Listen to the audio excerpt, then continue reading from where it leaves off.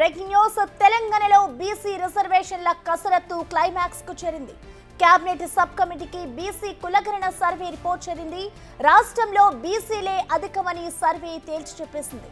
రాష్ట్ర జనాభాలో 46.25%గా ఉన్నట్లుగా చెప్పింది. ఈ నివేదిక రేపు కేబినెట్ ముందుకు రానుంది. అసెంబ్లీ హాల్లో సీఎం రేవంత్ అధ్యక్షతన మంత్రివర్గ సమావేశం కానుంది. కులగణన రిపోర్ట్కు గ్రీన్ సిగ్నల్ ఇవ్వనుంది ప్రభుత్వం. ఆ తర్వాత ఉదయం 11 గంటలకు అసెంబ్లీ సమావేశం కానుంది. ఇక అసెంబ్లీలో మంత్రి పొన్నం ప్రభాకర్ ఈ కమిటీ రిపోర్ట్ను ప్రవేశపెడతారు. ఆ తర్వాత చర్చ అనంతరం దేశవ్యాప్తంగా కులగణన చేపట్టాలి అంటూ తీర్మానం చేసి కేంద్రానికి పంపే అవకాశం ఉంది.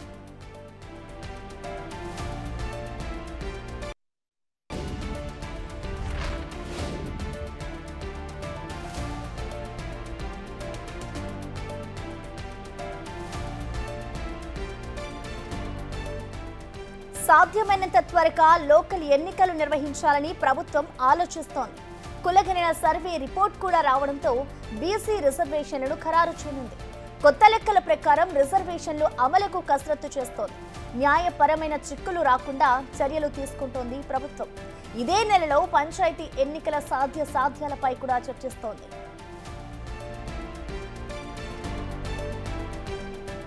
ఇక బీసీ కులగణన సర్వేతో కీలక అంశాలు వెలుగులోకి వచ్చాయి. మొత్తం 50 రోజుల పాటు సర్వే చేసిన అధికారులు 3.5 కోట్ల మందిని వివరాలు అడిగి సేకరించారు. బీసీలు 46.25% ఉండగా ఎస్సీలు 17.43%, ఎస్టీలు 10.45%, ఓసీలు 15.79% ఉన్నట్లుగా తేల్చారు.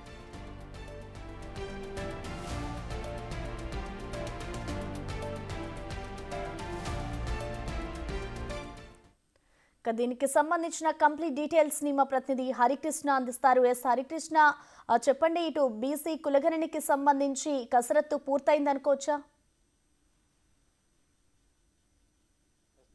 బీసీ కులగణనకు సంబంధించి ప్రణాళిక సంఘం ఏదైతే సర్వే చేసిందో ఆ సర్వే నివేదిక కేబినెట్ సబ్ కమిటీకి చేరడం జరిగింది. ఈ కేబినెట్ సబ్ కమిటీ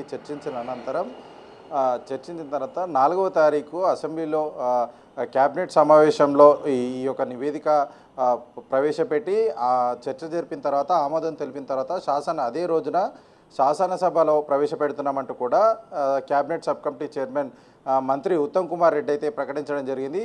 అయితే దాదాపుగా ఈ యొక్క ప్రణాళిక సంఘం ఇచ్చిన నివేదికలో కులగణన నివేదికలో ఎస్సీలు 17.43%, ఎస్టీలు 10.45%, బీసీలు 46.25%, బీసీలు అదర్ దెన్ బీసీ ముస్లింలకు సంబంధించి 10.08%, ఓసీ ముస్లింలకు సంబంధించి 2.48%, టోటల్గా ముస్లింల పర్సెంటేజ్కి వచ్చేసరికి 12.56% అయితే ఉంది.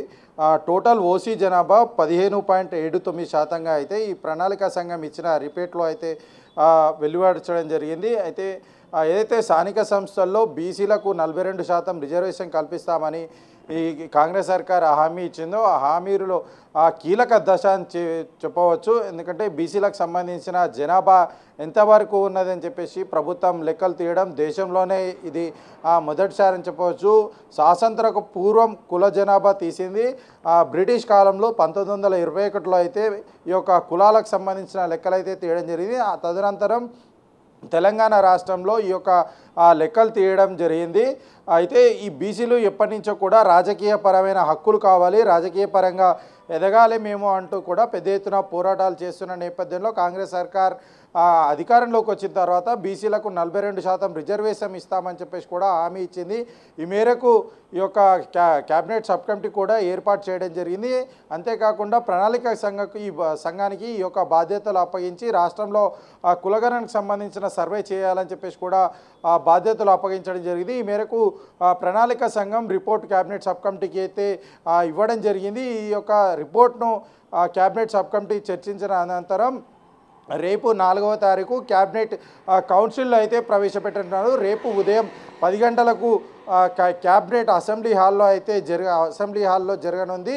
అసెంబ్లీ హాల్లో ఈ యొక్క క్యాబినెట్ చర్చించిన తర్వాత శాసనసభ సభ్యుల మధ్య ఈ యొక్క రిపోర్టును అయితే ప్రవేశపెట్టి ఈ యొక్క శాసనసభ్యుల ఒక అభిప్రాయాలను తీసుకున్న తర్వాత అసెంబ్లీ ఆమోదం పొందనుంది. అసెంబ్లీ ఆమోదం పొందిన తర్వాత ప్రభుత్వం తీర్మానం ప్రవేశపెట్టి కేంద్రానికి అయితే ఈ యొక్క తీర్మానాన్ని పంపనుంది. తద్వారా స్థానిక సంస్థ ఎన్నికలకు వెళ్ళే అవకాశం కూడా కనిపిస్తుంది. ఎందుకంటే బీసీలు ఎప్పటి నుంచో కూడా ఈ యొక్క రాజకీయపరమైన హక్కులు కావాలని చెప్పేసి పెద్ద ఎత్తున పోరాటాలు చేస్తున్నారు. మేమెంతో మాకంతా అవకాశాలు ఇవ్వాలని చెప్పేసి పెద్ద ఎత్తున పోరాటం చేస్తున్న నేపథ్యంలో ఇప్పుడు ఏదైతే ప్రణాళిక సంఘం ఇచ్చిన కులగణన సర్వే కీలక దశకు చేరుకుందని చెప్పొచ్చు. అంతేకాకుండా ఈ యొక్క లీగల్ పరంగా ఎట్లాంటి ఇష్యూస్ రావద్దు, ఈ రాజకీయ అంటే రిజర్వేషన్లకు సంబంధించి అంటూ కూడా డెడికేషన్ కమిషన్ కూడా ప్రభుత్వం ఏర్పాటు చేయడం జరిగింది.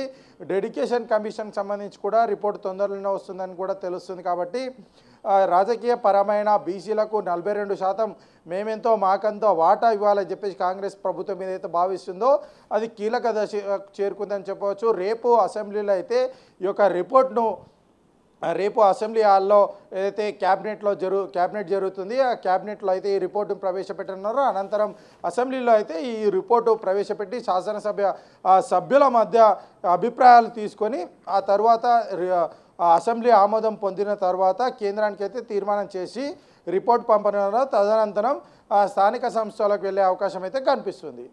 Right, thank you Harikrishna.